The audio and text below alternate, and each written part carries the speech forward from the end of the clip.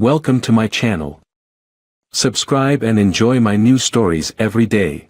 It was a bright, sunny Saturday afternoon, and the park was bustling with life.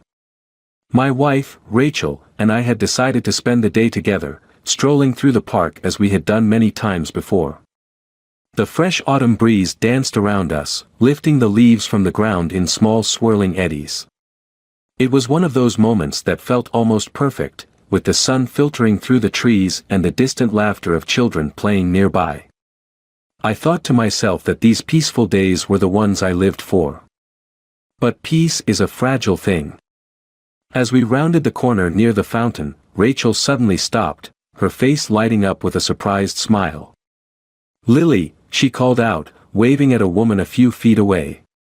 The woman, tall and striking, turned around with an expression of equal surprise and excitement. "Rachel. I can't believe it's you," she replied, hurrying over to us. They embraced like long-lost friends, their conversation immediately filling with laughter and reminiscence. "This is my husband, David," Rachel said, motioning toward me. I extended my hand politely, smiling. But there was something in the way Lily looked at me, a flicker of recognition, that seemed odd. I pushed the thought aside. After some polite small talk, Lily turned to Rachel with a playful smirk. "So, how was the new hotel? Did you two have fun? It's a shame it couldn't be me there with you, but I'm glad the reservation didn't go to waste." She winked. Rachel's face froze. For a split second, she looked as if she had been struck, her lips parting in shock. I felt my stomach drop. The casualness of Lily's statement, combined with Rachel's sudden discomfort, ignited something dark inside me. I frowned, trying to make sense of what Lily had just said. "Hotel? What hotel?" I asked, glancing at Rachel. Her reaction told me everything I needed to know. Her eyes darted toward me in panic, before she quickly plastered on a nervous smile. "Oh, I forgot to mention it," Rachel stammered, her voice shaky. Lily had booked a hotel room, but something came up and she couldn't use it. She gave it to me. Lily, blissfully unaware of the tension rising between us, chuckled. "Yeah, I was supposed to go there with my boyfriend, but he had to cancel last minute. I figured you two would have a great time. But, hey, what matters is that someone enjoyed it." My chest tightened, anger slowly rising from deep within. I stared at Rachel, my mind racing. There was no way she had gone there with me. I would have remembered something like that. So, who had she gone with? Rachel fidgeted, her fingers twisting the strap of her purse. "It was no big deal, really," she said quietly, avoiding my gaze. I could feel the blood pounding in my ears, my hands curling into fists at my sides. Every instinct I had screamed that something was wrong, terribly wrong. I couldn't shake the image forming in my mind, Rachel, in a hotel room that was meant for us, but with someone else. I kept my voice steady, but it was a thin veneer, barely concealing the fury building up inside. "Who did you go with, Rachel?" Her eyes widened, and she opened her mouth as if to answer, but nothing came out. The silence was deafening, an oppressive weight pressing down on me. Lily, finally noticing the tension, looked between us, confusion creasing her brow. "Wait, you didn't go together." Rachel shot her a warning glance, but it was too late. The damage was done. I turned to Rachel, my voice cold now, stripped of all warmth. "Who did you go with, Rachel?" There was a long pause. She swallowed hard, her face drained of color. "It's not what you think," she whispered, but her words were empty, hollow. I knew then that everything I feared was true. I could feel my body trembling, the betrayal cutting deep. I had trusted her with everything. And now, standing in the middle of this park, in front of her friend, I was learning that she had thrown it all away for someone else. I nodded, my throat tight, emotions threatening to choke me. "Who was it?" I asked, my voice barely above a whisper. Rachel looked down, shame painted across her face. It was just a mistake, David. Who? I demanded, my voice louder this time, sharp enough that Lily took a step back, startled. Rachel hesitated for a moment longer before her gaze met mine, and for the first time, I saw something I never thought I'd see in her eyes: guilt. It was Mark, she said softly, almost inaudibly. Mark. My stomach twisted. Mark, her coworker. The one she always said was just a friend. The one who had been over to our house for dinners. The one I never suspected. The pieces of the puzzle clicked into place, and with it, a wave of nausea hit me. My head spun, the world tilting on its axis. The anger that had been bubbling beneath the surface surged forward like a tidal wave, threatening to drown me. I clenched my jaw, my fists trembling at my sides. But I didn't explode. Not yet. Instead, I turned on my heel and walked away. I couldn't bear to look at her anymore. I needed space to breathe, to think, to process the betrayal that had just shattered everything I thought I knew about my life. Rachel's voice echoed behind me, pleading. David, wait. Please, let me explain. But I didn't stop. I couldn't.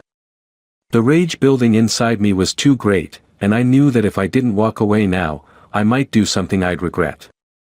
As I walked through the park, my mind raced, and one thing became painfully clear. This wasn't something I could forgive.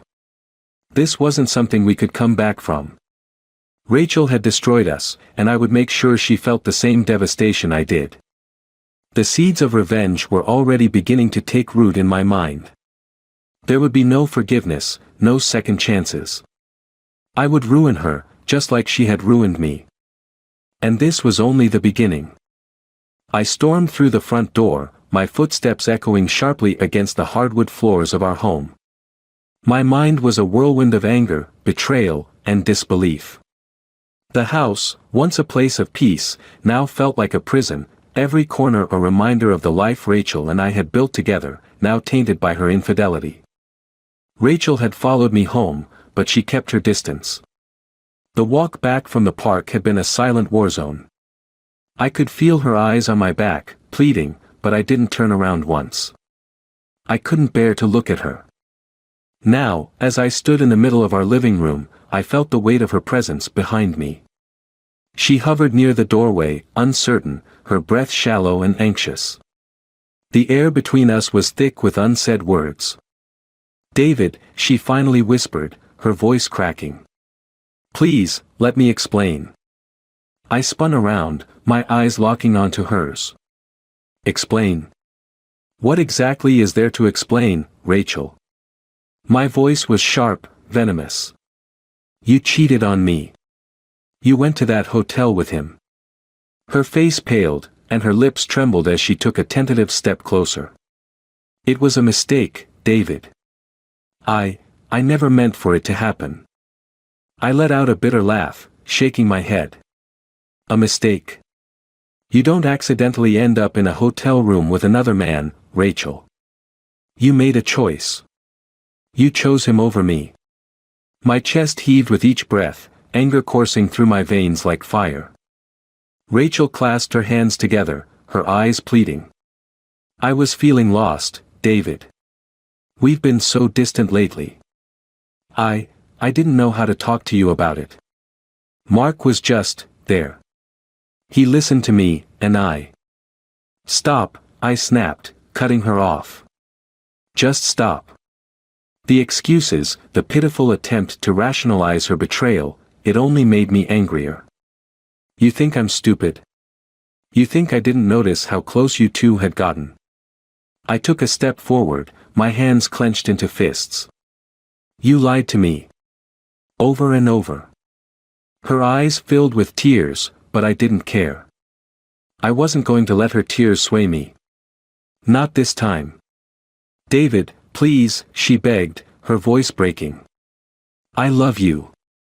It was a mistake, but I love you. I scoffed, my heart hardening with each word. Love? I echoed. You don't love me, Rachel. You love yourself. You love what you want.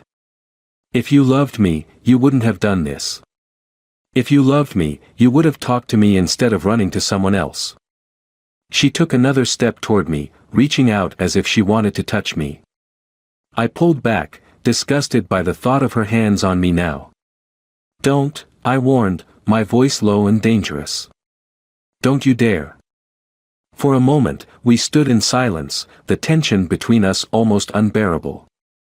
I could see the desperation in her eyes, but I couldn't bring myself to care. The woman I thought I knew, the woman I thought I loved, was a stranger now.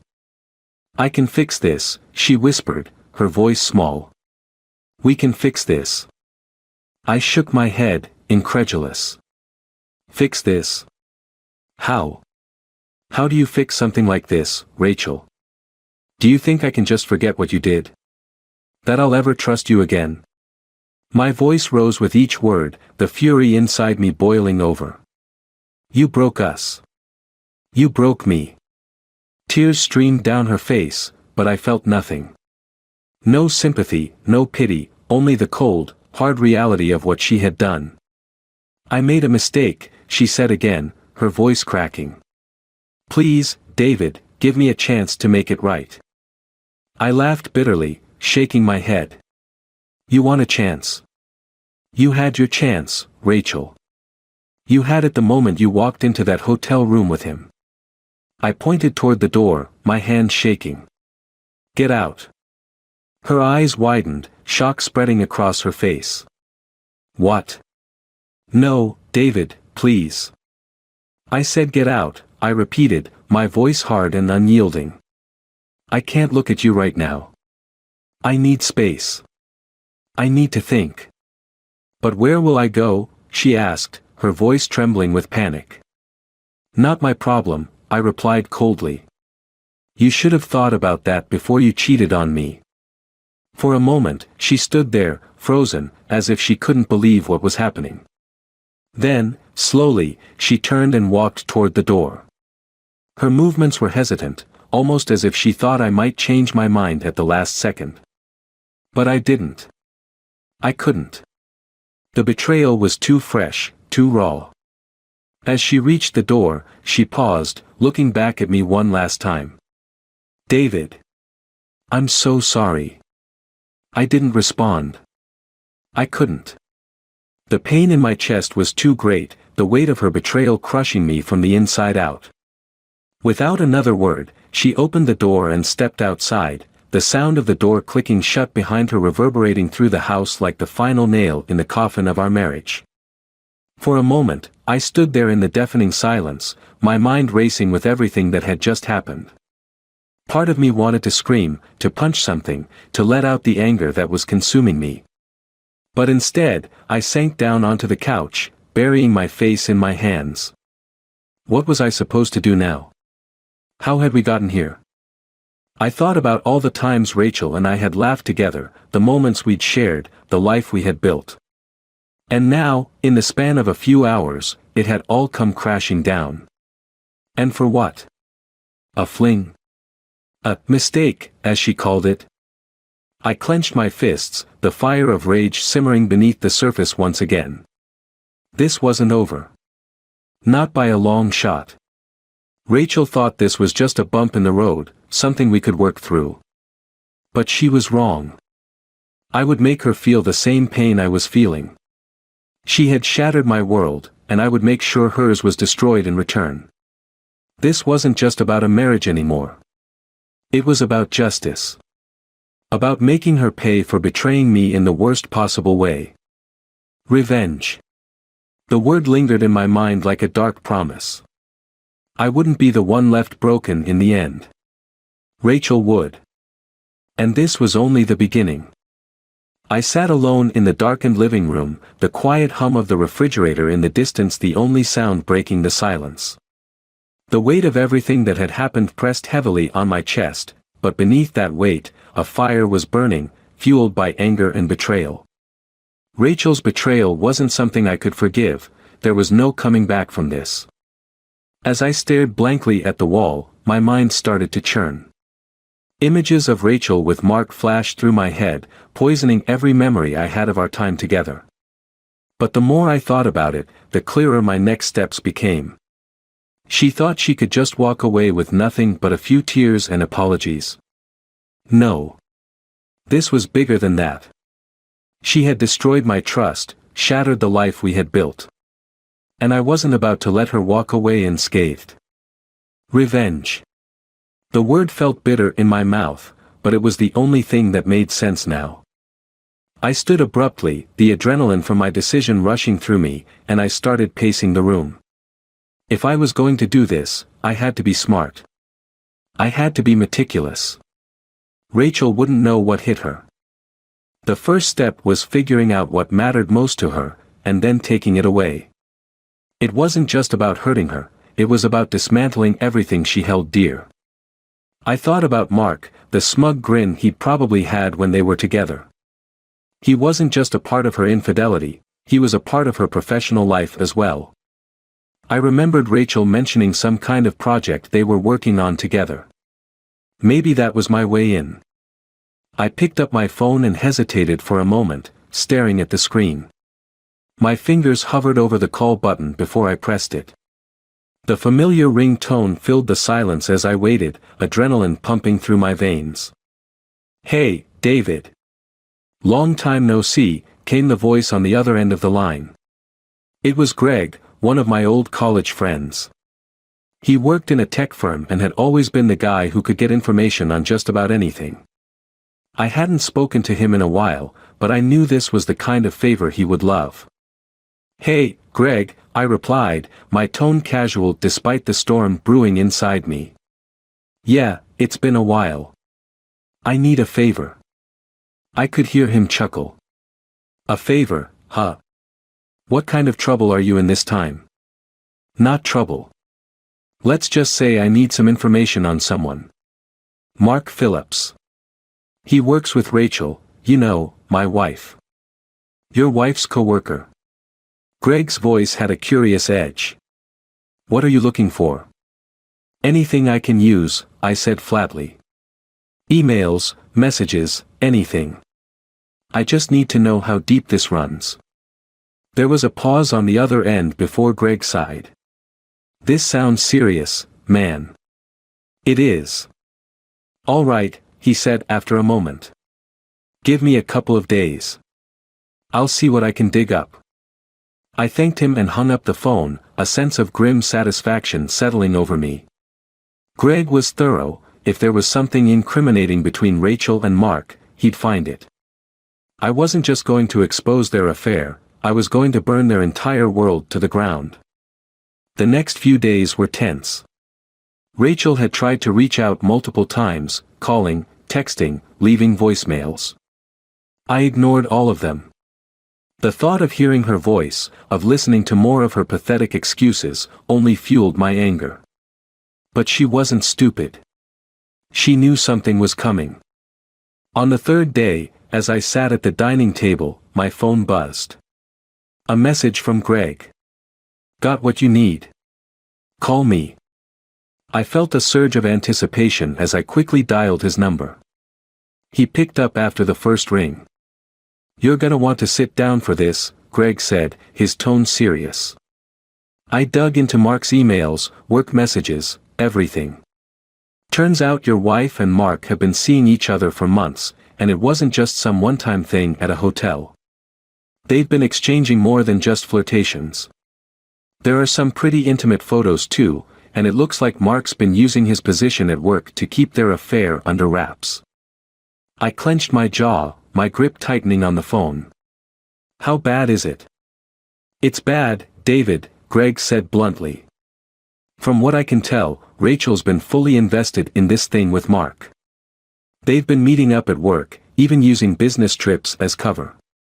If you're planning on going nuclear, you've got plenty of ammunition." I exhaled slowly, the weight of Greg's words settling over me. Months. They had been doing this behind my back for months. The pain that accompanied the betrayal was a cold, sharp thing, but it was overshadowed by the rage that now consumed me. Send me everything you have, I said, my voice steady despite the storm raging inside me. Greg agreed, and within minutes, my phone buzzed again. Attached were dozens of screenshots, emails, texts, photos. I opened them one by one, my stomach churning as I scrolled through the explicit messages between Rachel and Mark. The photos were worse. Seeing her with him, the woman I once loved, was like a knife to the chest. But this wasn't just about Rachel and me anymore. This was about dismantling the life they had so arrogantly flaunted behind my back. And I knew exactly where to start. Later that night, I sat at the kitchen table with my laptop open, a single email draft on the screen. It was addressed to Mark's boss, the CEO of the company they both worked for. The subject line read, "Confidential, internal matter regarding Mark Phillips." I began typing, carefully crafting the email to expose Mark's inappropriate relationship with a colleague, my wife, and how he had used his position to cover up their affair. I attached the incriminating messages and photos, making sure that the evidence was clear and irrefutable. I knew this would ruin Mark professionally, but that was only the beginning. Satisfied with the email, I hovered over the send button for a moment, savoring the feeling of control, of retribution. This was it. The first move in my plan to tear their world apart. Without hesitation, I clicked send. As I leaned back in my chair, a sense of cold satisfaction settled over me. Mark wouldn't know what hit him. And Rachel? She would soon understand what it felt like to have everything crumble around her. The game had begun, and I was playing to win. The days after I sent the email to Mark's boss were a blur of anticipation. I knew that it would take time for everything to unravel, but the wait felt excruciating. I went through the motions of life, eating, sleeping, going to work, but my mind was consumed by thoughts of revenge. Rachel had tried contacting me less frequently as the silence between us stretched into weeks. I think she sensed something brewing, something dark, but she had no idea just how far I was willing to go. I waited. I was patient. And then, it began. It was a Tuesday morning when the first domino fell. I was at work when I got a message from Greg, "Check the news." I pulled up my phone and opened the local news app. The headline nearly made me laugh out loud: "Local business scandal. Senior executive Mark Phillips under investigation for inappropriate relations with colleague." The article detailed everything: the inappropriate use of company resources, the secret meetings, the scandalous affair that had now exploded into the public eye. They hadn't mentioned Rachel's name, not yet, but I knew it was only a matter of time before everyone connected the dots. Mark was done. His career, his reputation, everything he had built was going up in flames. I could already imagine the panic in Rachel's voice when she found out. I almost felt pity for her. Almost. When I got home that evening, Rachel was waiting for me in the living room. She looked pale, her eyes red from crying, a far cry from the confident woman who had always seemed in control. The second I walked in, she jumped up, her voice trembling. "David, you need to listen to me," she said, her words tumbling over each other in a desperate rush. "I know you've heard about Mark. Please, we need to talk." I didn't respond. I simply looked at her, feeling nothing but the cold satisfaction of seeing her crumble. "David," she continued, stepping closer. "I know I hurt you. I know I betrayed your trust, but we can fix this. We can still fix us." I stared at her, my expression unreadable. "Fix us?" I repeated, my voice flat. "There's nothing to fix, Rachel. You killed whatever, us." There was the moment you walked into that hotel room with him. She blinked, fresh tears welling in her eyes. "Please," she whispered. "I'm begging you. I don't want to lose you. I know what I did was wrong, but we can move past this. I'll leave Mark. We can rebuild."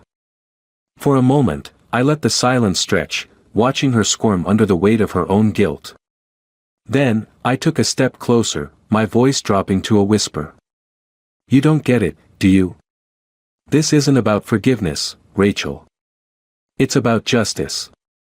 And it's already too late for you. Confusion flickered across her face, and for the first time, I saw the fear in her eyes, the real, genuine fear that she was about to lose everything. What do you mean? She asked, her voice shaking. I leaned in, my eyes locking onto hers. Did you really think I'd let you walk away from this without consequence? Do you think I'd just let you ruin my life and go on living yours like nothing happened? Her lips trembled, and she shook her head, her eyes wide with disbelief. David, what did you do? I straightened, folding my arms across my chest. I exposed your little affair. Mark's career is over. He's being investigated for misconduct, and you're about to be the woman who destroyed him. Her face went ghostly pale as the realization hit her. No, she whispered, stepping back, shaking her head in denial. You didn't, David, you can't. I already did, I said coldly. It's done. She stared at me, her mouth opening and closing like a fish out of water, struggling to find the words. Then, finally, she broke down, sinking to her knees on the living room floor, sobbing. David, please. Please don't do this.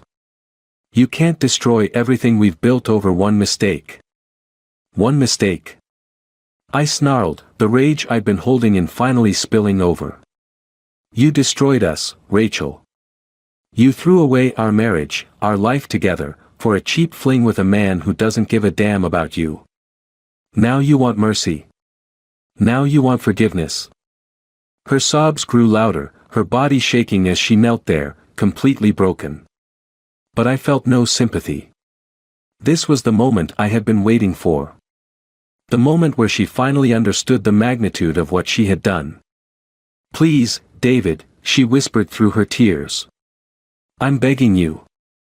I knelt down in front of her, grabbing her chin and forcing her to look at me. Begging won't save you now, Rachel. I'm done with you. You want to be with Mark so badly. Fine. You'll watch him fall, and you'll go down with him. I let go of her face and stood up, stepping back as she collapsed into herself, her sobs echoing through the room. The sight of her, broken and pathetic, should have made me feel triumphant, but instead, there was a strange emptiness inside me. The revenge I had craved for so long was finally in motion, but it didn't feel as satisfying as I thought it would. But it wasn't over yet. The next morning, the police were at the door. I wasn't surprised. Mark, in his desperate attempt to save himself, had lashed out, using every connection he had to throw accusations at me. But I was ready for this. I had anticipated it. As they escorted me to the car, Rachel watched from the front step, her face ashen. She didn't say a word, but her eyes told me everything. She knew this was her fault. She knew this was the final nail in the coffin. The charges against me were flimsy. Mark had accused me of corporate sabotage, of hacking his personal accounts to expose him. But none of that mattered. The damage had already been done. Mark's career was in ruins, Rachel's reputation shattered. And me? I would deal with the fallout. As the police car drove away from our house, I glanced back one last time. Rachel stood there, looking like a ghost of the woman I once knew, and I realized that there was no satisfaction to be found in revenge. The hatred I had harbored, the pain I had felt, it had consumed me, twisted me into something unrecognizable. In the end, we were both destroyed.